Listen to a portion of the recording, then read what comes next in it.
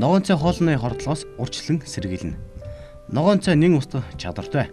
Тэрч бүхэл холиор өвчний нэн устгах хүчтэй үйлчлэгийг үзүүлдэг. Үүнийг илрүүлснээр цусан суулга хордлогоос шалтгаалсан гидсний өрөвсөл зэрэг өвчний үед эргээр нөлөөлдгийг тогтоожээ. Ногоон цай хөгшрөлтийг сааруулна.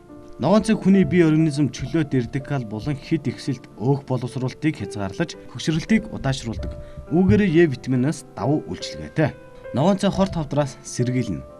Ногоон цай нь хүний биеийн эсэд гинтийн өөрчлөлт хувирал бий болгож хорт хавдрыг үүсгэх шалтгааныг зогсоодог хүчтэй агуулмжийг агуулдаг.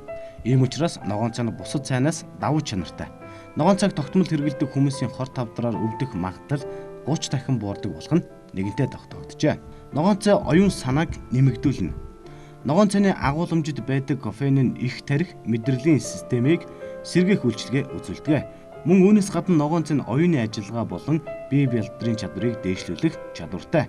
Кофеин зүрхний үйл ажиллагааг сайжруулж сэтгэл санааг тайвшруулах шидтэй болох нь нэгэнт тодорхой болсон зүйл юм. Ногоон цай шүдийг эрүүл болгоно. Ногоон цайнд агуулгадах катекин хэмээх бодис нь шүд орхиодох гол шалтгаан болох амны хүндэд доторх бактерийн үржлийг зогсоон устгах чадвар маш өндөр байдаг байна. Ногоон цай нь бидний бие организмыг хэд хүчлэг болгохоос хамгаалах олон янзын элемент, минералуудыг маш ихээр агуулдагаараа гайхалтай хүнс юм а.